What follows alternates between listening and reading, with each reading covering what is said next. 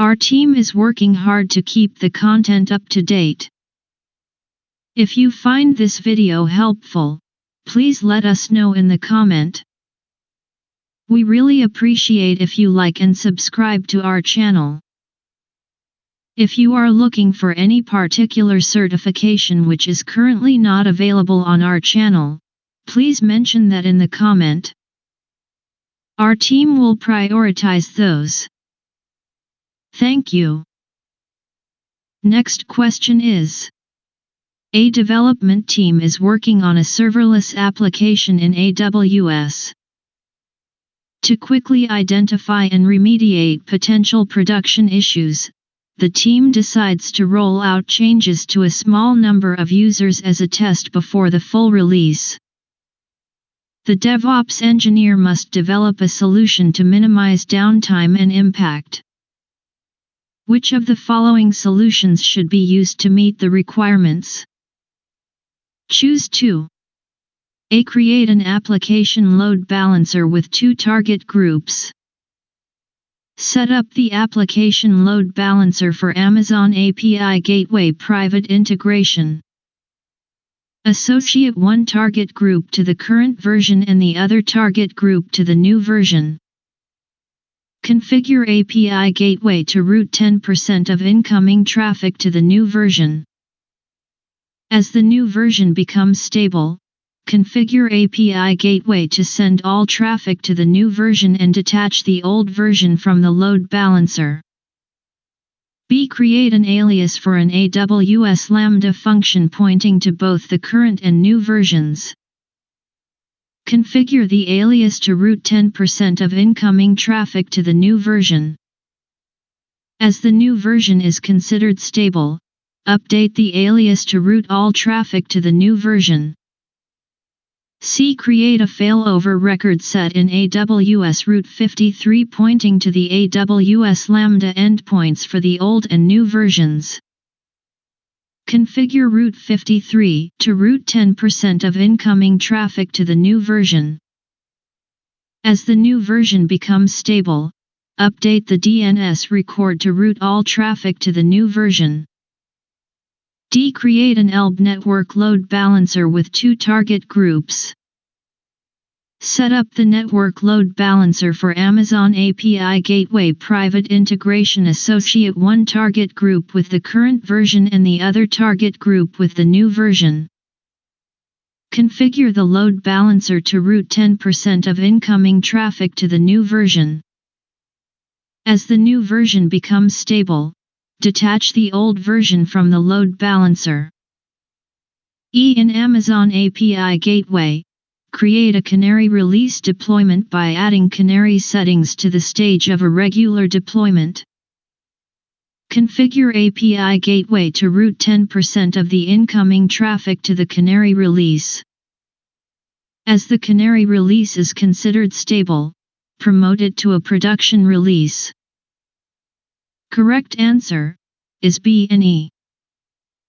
Next question is: a company wants to implement a CI/CD pipeline for an application that is deployed on AWS.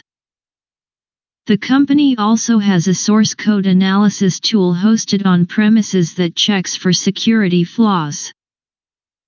The tool has not yet been migrated to AWS and can be accessed only on-premises server.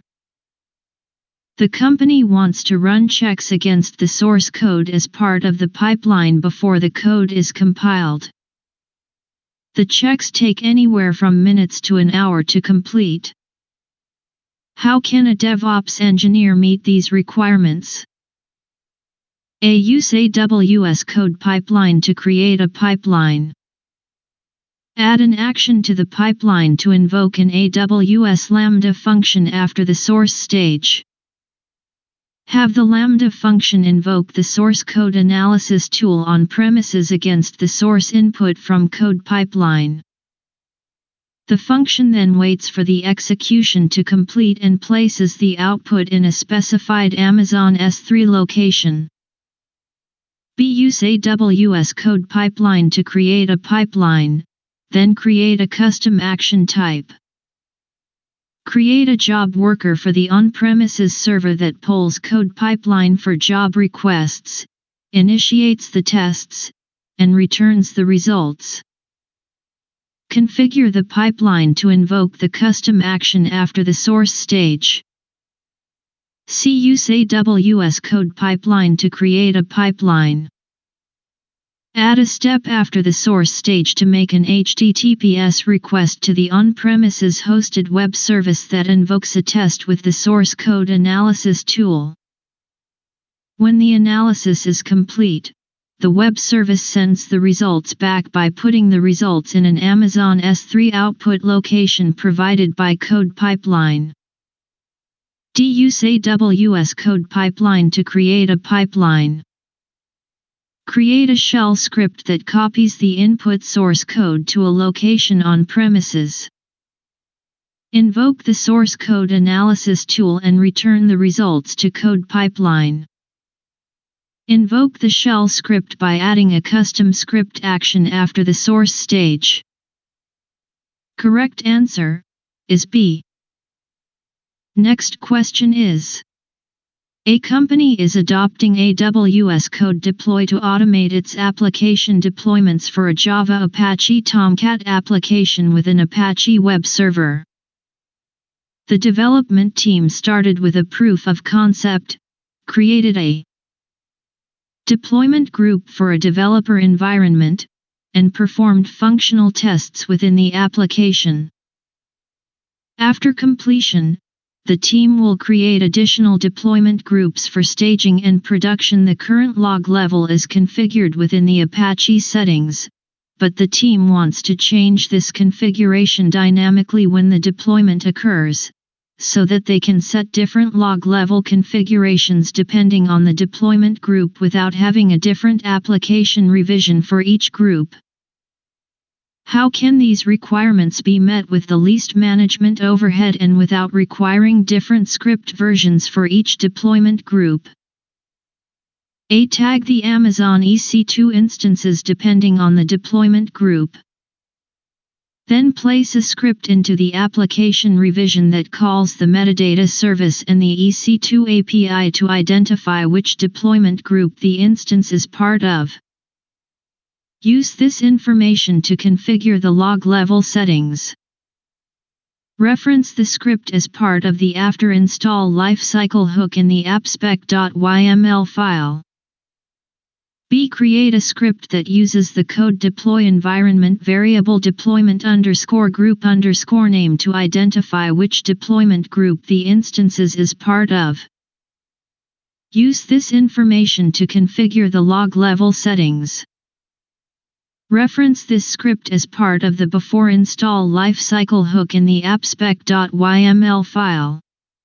C. Create a code deploy custom environment variable for each environment. Then place a script into the application revision that checks this environment variable to identify which deployment group the instance is part of. Use this information to configure the log level settings.